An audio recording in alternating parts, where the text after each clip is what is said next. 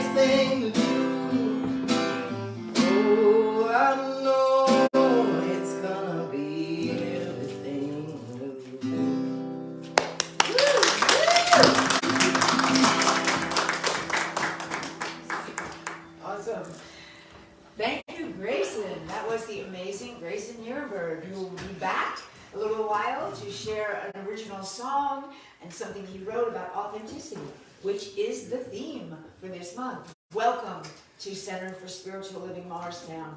My name is Lori Carlson. I am a licensed practitioner here, and I am very grateful to see all of these beautiful faces. For those of you streaming, we are on Facebook Live. We're streaming via phone, so we apologize for anything that's not perfect, but unforeseen circumstances, we will be posting it to YouTube later, hopefully. So, bear with us. Anyway, we are glad that you are all here. And so, as I would like to share the vision and mission of the center with you. The vision for the Center for Spiritual Living Morristown is transforming lives through the science of mind, philosophy, faith, and way of life. Our mission is providing spiritual inspiration to individuals that lifts each one to transform their lives in ways that create a world that works for everyone. Isn't that beautiful? So, I would also like to start us out now with our Namaste practice. Namaste means the divinity in me recognizes and honors the divinity in you. So, I invite you to bring your hands together, to turn to someone around you, and to wish them Namaste.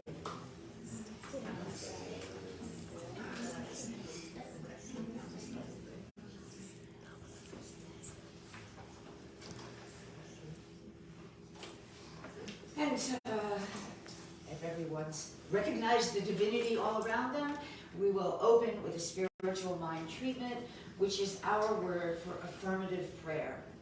So I invite you to bring your attention within, to that place of divinity that has never been hurt, harmed, or injured, where you know the oneness of the presence of spirit. In this place, I know that all is well. I know that Spirit resides in every moment, is omniscient, omnipresent, and omnipotent. And so I know that Spirit is right here, right now, with each one, in each one, expressing as each one.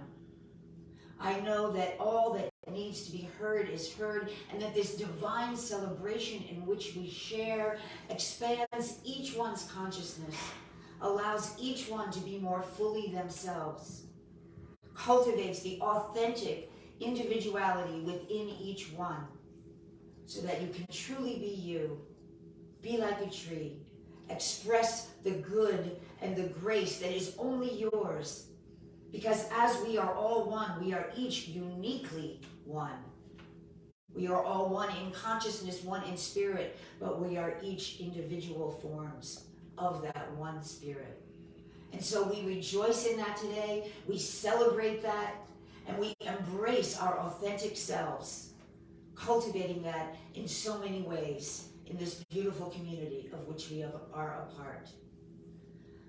And so with gratitude for this community, for this teaching, and for every moment that I get to spend in prayer, I release this word into an ever-present and loving law that can only say yes, knowing that as I think it, speak it, and do truly believe, so it must be. And I invite you to join me in saying, and so it is.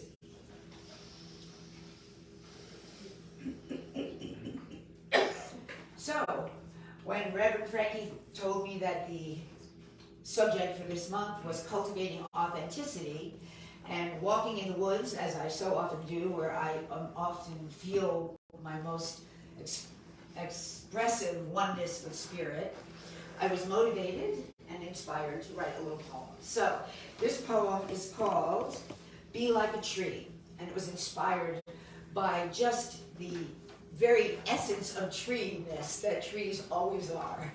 And so for some reason, for me, that resonated with the idea of cultivating authenticity. So I hope you enjoy it.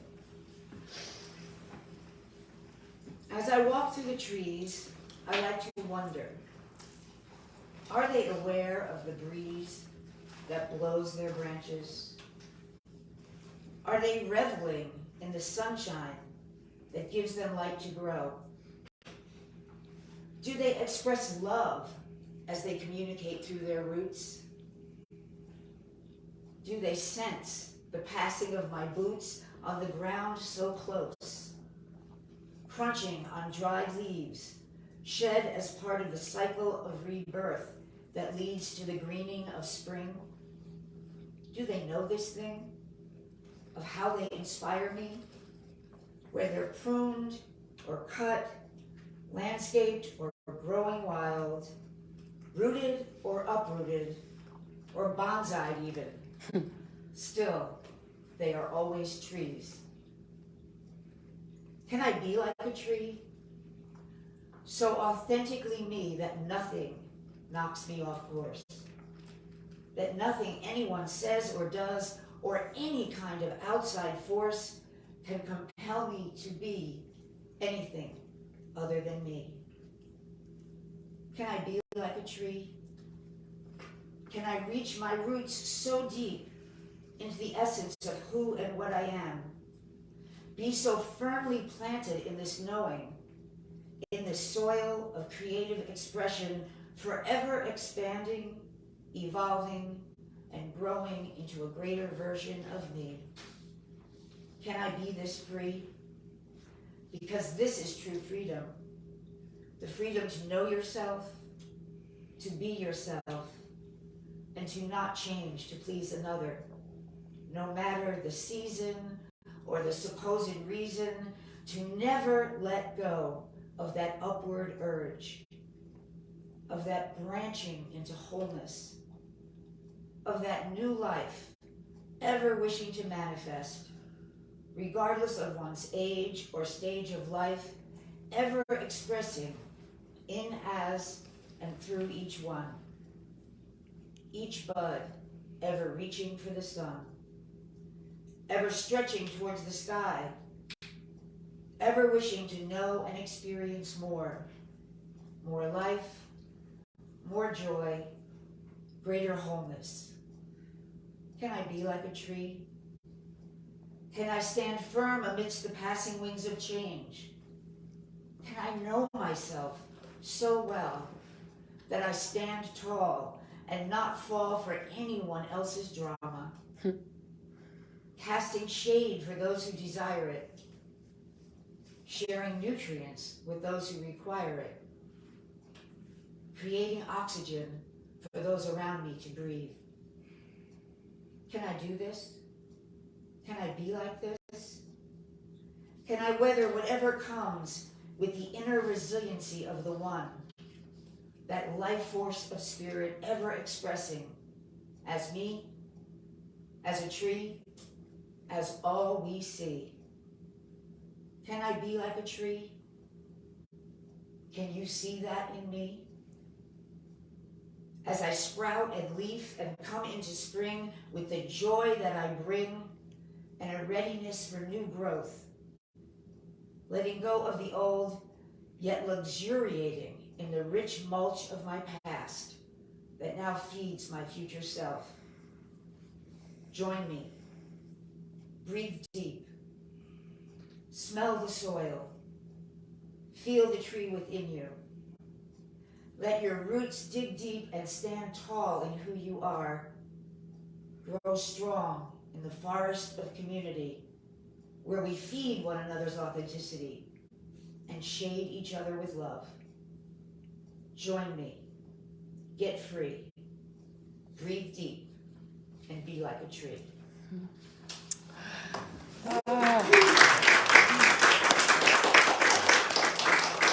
Thank you. And so now I invite you all to just spend a moment or two in quiet meditation.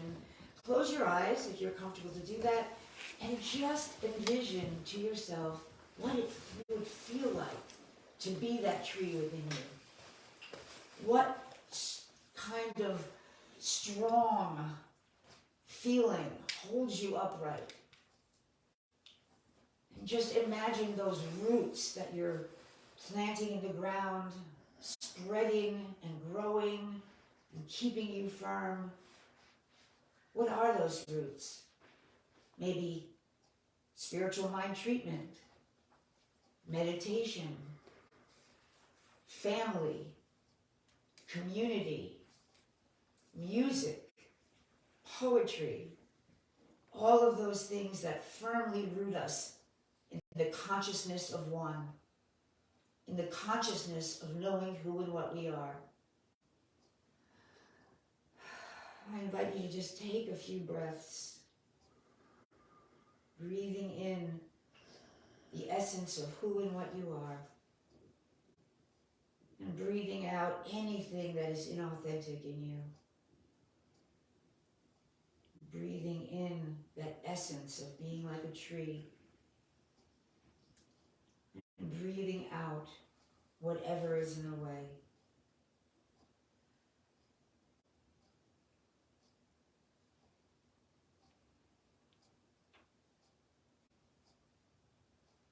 Just breathing in your authentic self and breathing out oxygen to share with everyone around you, because now you are in a place of authenticity where every breath is life-giving to yourself and to those around you.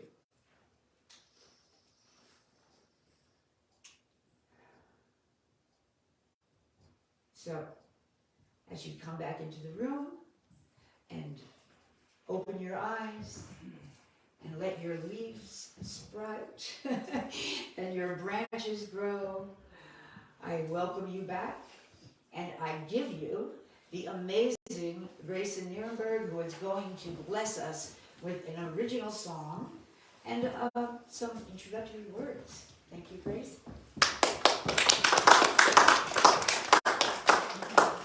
Thank you, Lori. That was really beautiful. Took me a second to come fully back into the room. So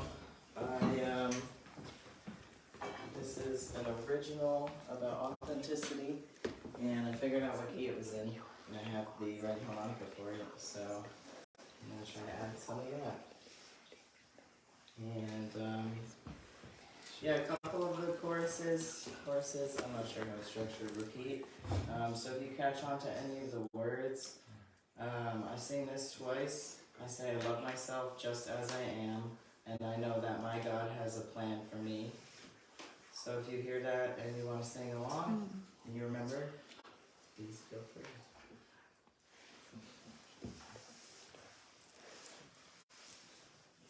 And it's very, some of the songs I play are a little slow, and this one's more upbeat, so you can clap or whatever you feel like, whatever your body's telling you to do.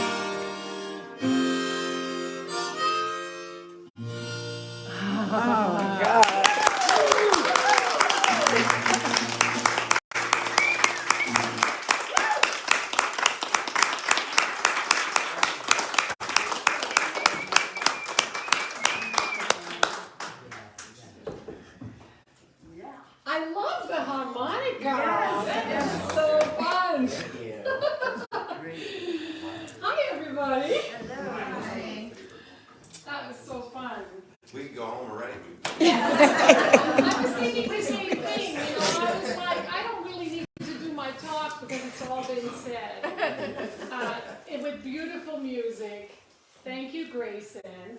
And the beautiful poem. Did you notice that when she was doing her poem, you could hear a pin drop? Yeah. That's the gift of Laurie. That's the spirit of Laurie that she carries and brings to us. So I love your imagery of nature.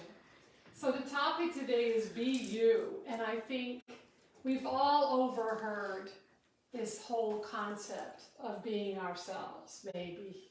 Because really today we hear it all the time, right? So let's think back to a time where maybe that wasn't true for us. Most of you didn't know me when I was a teenager in the Netherlands as a child of 9, the middle one. I was incredibly insecure. I was so insecure that if somebody said to me, what's your favorite color? I would say, I don't know, what's yours? And they'd say blue, and I'd say, yeah, mine's blue too. It's like I was such a chameleon, because later I realized, because at that time I didn't know why I didn't have a sense of myself or have my own authenticity, but it had to do with fear of confrontation. I mean, what if somebody would confront me and say, my favorite color is pink? I wouldn't know what to do with myself then. And it was very uncomfortable because I really had very few opinions on my own, because it was so scary to have an opinion of my own. Most of you that know me now is that I very easily have opinions of my own and sometimes stand very strongly on them, right? But it was a journey for me of self-discovery. And I remember when I came into the Science of Mind teaching, and my teacher said to me, you're sort of a waif. And I was deeply insulted, even though I didn't know what it meant, because it didn't sound good. So I had to go home and look it up, and I was even more insulted. But he was right. And I have always loved teachers who tell me the truth. I can then think about it and agree or disagree, or it gives me something I can work with. And he was never afraid to give me something to work with. He was never afraid to tell me the truth. And that has grown me more than anything. When I looked up what that meant, it was like a child in a woman's body, and it was really true because I had not grown up. I had not really matured properly. I was very stuck in that childlike, unsure, insecure place of being that I think we were all familiar with when we were teenagers.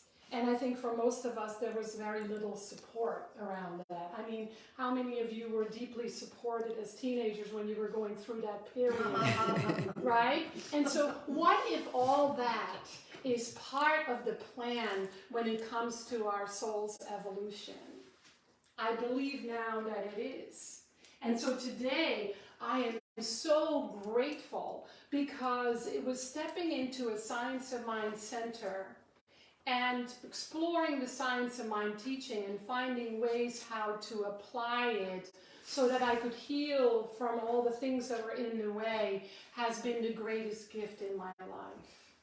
I can't imagine my life without this teaching and how it has grown me and how much it has healed me. Because in the most difficult times of my life, that was my North Star. That was my, my anchor. And I used it as such. And so all that is really about remembering that we are spiritual beings, that we don't have a soul, we are a soul, and that we've been given this human experience, this physical body, as the avenue through which we can not just awaken to our spirit, our soul, but we can come to live from that place, because that's a part of us that is the most authentic. That is the part of us that is whole, perfect, and complete right here, right now, with everything that's happened to us, with everything that's happening now. It's the idea to know that the human and the divine are one, because the divine expresses by means of the human, divinity expresses by means of humanity, and we get to awaken to that and live that more and more each day. And so that is what we call our feminine nature. Feminine doesn't mean that you're in a female form. Feminine is our spirit, is our soul, is our essential nature. And we all have that, whatever gender we are, right? So we become aware of this soulful nature that wants to be expressed by means of our human experience. And how perfect, because March is Women's History Month. So it's not just for women, right? It's for all of us to get in touch with that more soulful aspect of our nature. When I was reading up a little bit about Women's History Month, I found something really interesting, so I thought I'd share it. You probably all already know, but I thought I'd share it. Do any of you remember when the first Women's March was in New York City, when women were marching for equal rights and for voting rights? Good. So I'm not wasting my time. What? I said the exact date, no. Year, 1908. So that's not that long ago, right? 1908. And out of that came National Women's Day, because in 1909, February 28th, was named National Women's Day. And then Sonoma County, California said, a day? Let's make it a week. That's how they said it. A day? Let's make it a week. So they made it a week. National Women's Week. And then Jimmy Carter, of all people, said, let's take it to Congress and make it a national holiday. And it became that in 1981. And then in 1987, it became Women's Month, National Women's Month. So here we are, right? And every year there's a theme. And this year the theme is Women Who Tell Stories. And so think about how we can focus this month. The theme is cultivating authenticity. We can think of it in terms of telling our stories, but from a science of mind perspective, from a more spiritual perspective. Because I know that if you and I keep telling only the story of our struggles and our troubles, we won't grow. It's knowing that we have struggles and troubles, and out of that can come our spiritual awareness and our spiritual awakening, which is what wants to be lived. That's why we're alive. And so the idea then is to think about, which story do I tell? Is it the story of my struggles and my conditioning, or is it the true story of my evolving spirit? And, you know, not everybody wants to hear that story. You know, you don't go up to somebody and say, you know what, I really want to tell you my soul story. It takes a special person, right? It takes somebody who's in his teaching, somebody who's on a spiritual path. It takes a special environment, like here, like a workshop, like being with others in spiritual practice and then sharing. And for some of you, it takes a 12-step program or that kind of support program where we tell a deeper story. And the science of mind embodied is about telling the story of what we are learning, how we are growing, what we're experiencing that is awakening us to our own divinity. And so we explore this idea of the real you, the real me. If somebody asks you, who's the real you? What is the real you? And you only have a few words to say. What is it that you would say? Love. What's the real you? The real me is love. Joy. The real me is joy. Compassion. The real me is compassion. Yeah, usually when we think about it, we tune in to the real, capital R-E-A-L, and that's usually one of the qualities of the divine. And we learn from Thomas Trowards that there's 7 qualities, and they're love, light, peace, power, beauty, joy, and wisdom. It's usually one of those, or a combination. Or it's a desire to express more good in the world, a desire to be more kind, a desire to be less judgmental, a desire to be of service to those who are in need, a desire to be more present. Most of the time when we really tune in with our spiritual practices, we have this desire to be more real, as in more expressing our divine nature that has never been hurt or harmed. That's just part of the human journey that's here to be healed. So in our lovely journal, I love March, the colors in March, a few left. It says on the first page, and by the way, there are still a few journals left, but the weeks are correct, but the titles aren't, because I changed the titles, but the essence of it is the same. But this month it's Cultivating Authenticity. I love her wig. I don't know if you can see her beautiful, colorful wig. And it has a quote by Carl Jung, which I've always loved. And it says, the privilege of a lifetime is to become who you truly are. The privilege of a lifetime is to become who you truly are. Note that he doesn't say this life, this week, today, this month, next month. It's a lifetime, right?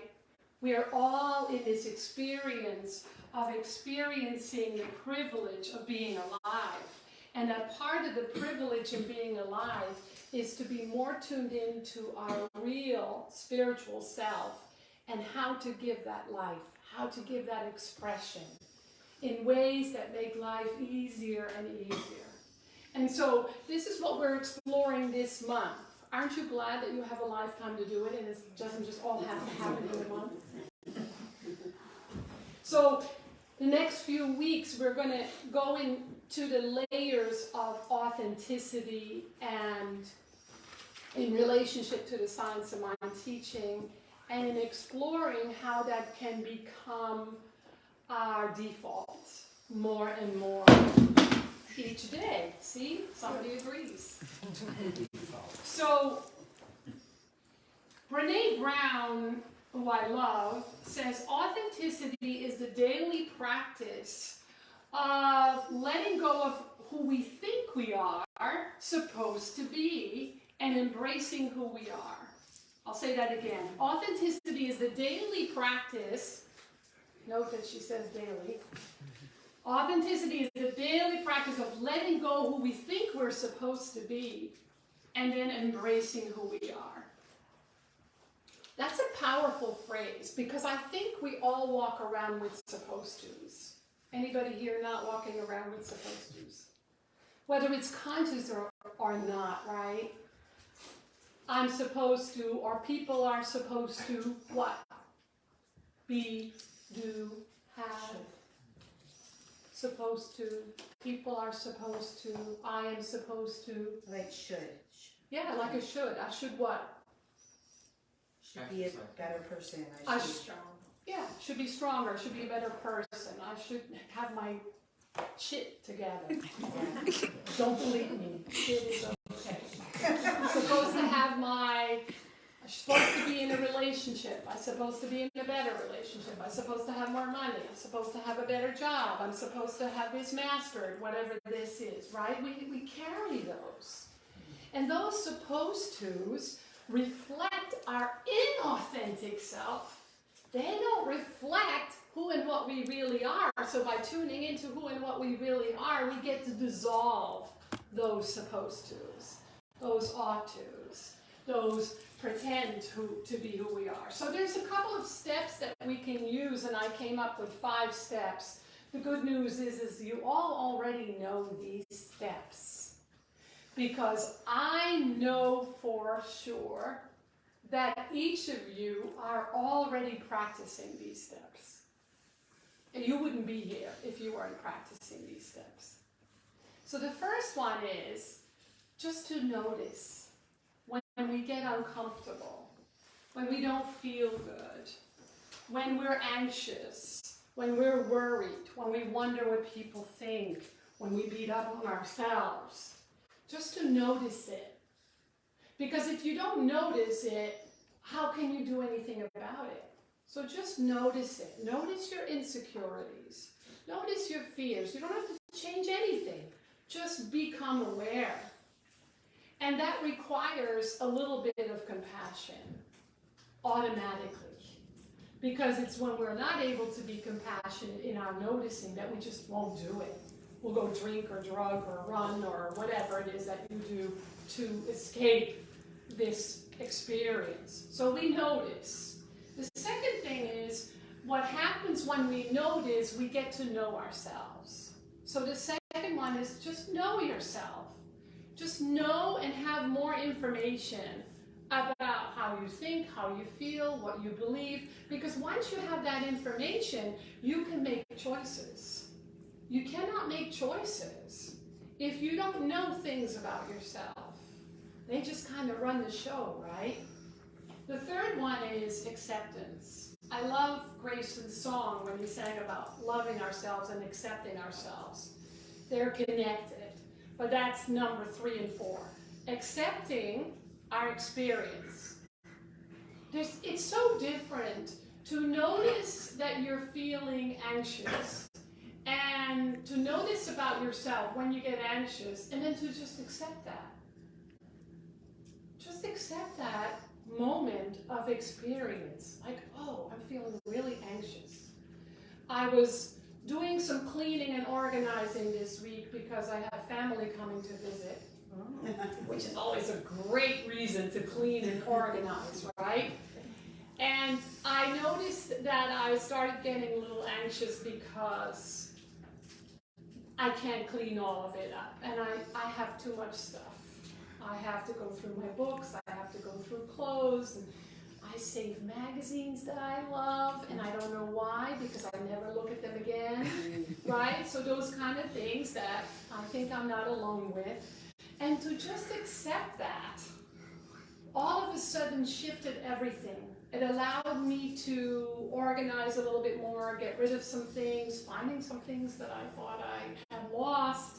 And so it became a different experience. So the idea is acceptance, right? Notice, know yourself, accept what you're experiencing, and then love that part of you. Love that aspect of your humanity. Love that part of you, because that part of you that you are and I are judging just wants to be loved. It just wants to be loved. And loving it gives it the space to shift. Is when we hate it or judge it or have a supposed to about it, that it sticks. It's like Velcro.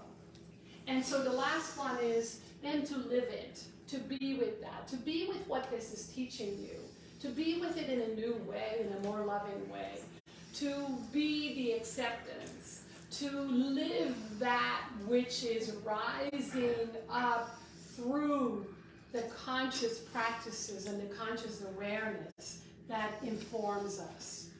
And so that takes courage, right? Does that take courage for you? It takes courage for me. But the alternative is no longer an option to me. The alternative of courage would be what? Fear. Fear, right? Complacency, judgment, fear, all that. So I love the quote by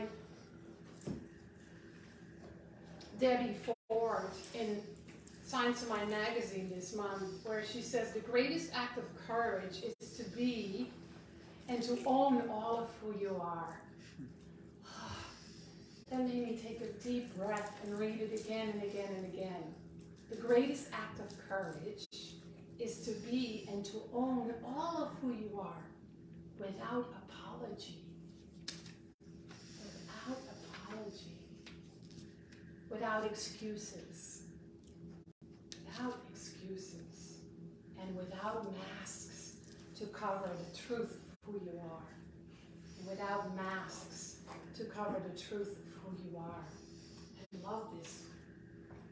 And so we tune more into our divine self. This is Ernest Holmes' definition of divine self. It's in Science of Mind magazine from February. It says,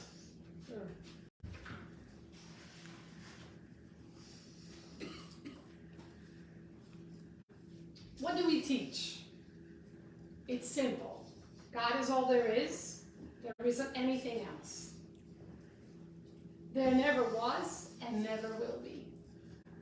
That is what I am. There's nothing else I can be.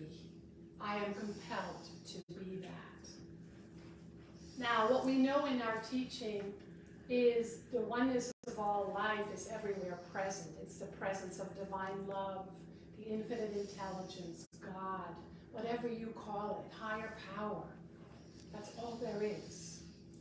And then there is the individualization of that, which for us as human beings means that no two people are the same. That each of us are unique, individualized expressions of the one. So we cannot look to another and be like that. That causes suffering. But we can look within ourselves, look to our divine nature, and find ways to express that in our own unique way. And then notice what's in the way and do our healing work to dissolve that. So we're really here to shine and to celebrate that one-of-a-kindness. And the theme for the year is living out loud. So we're asked to do that out loud. And the beauty is that some of us do out loud in quiet ways, right? Because we're not all out loud people. Some of us have to do that in a very quiet, simple, peaceful way, and some out loud and everything in between. And all that is a blessing to all of us. I want to close with a little story that I've loved forever. It took me a while to find it because I wanted to get it right. But it's the story of a rabbi, and the rabbi's name is Zuzha. Anybody know the story of Rabbi Zuzha? Maybe after I tell it, you'll know. It's a classic story, and Rabbi Zuzha was on his dying bed. And he was so agitated and upset. And so his student asked him, Rabbi, why are you so sad? After all the great things that you have accomplished, your place in heaven is assured. And he said, I'm afraid. They said, why are you afraid? He says, because I'm afraid that once I get to heaven, God will say, why weren't you more like Moses? Why weren't you more like King David? He said, but I know that all God will ask me is, why weren't you more like Zuzha? And then, what will I say? So those of us who believe that there is a question or a questioning at the end of this physical life, we can really think about that. If we are asked, why weren't you more like Lori and Michael and Bashi and me, Frankie? I get to think about that now. How can I be more that I am, that the universe created me to be? And so it is.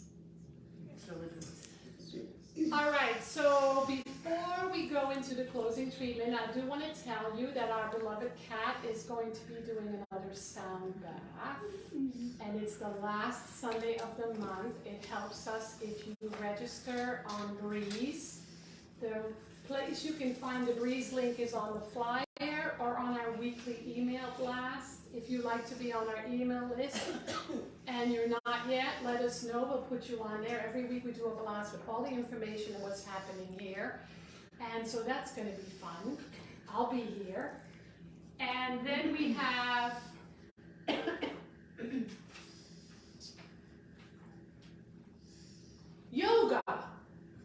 twice this month because Steve was sick last week.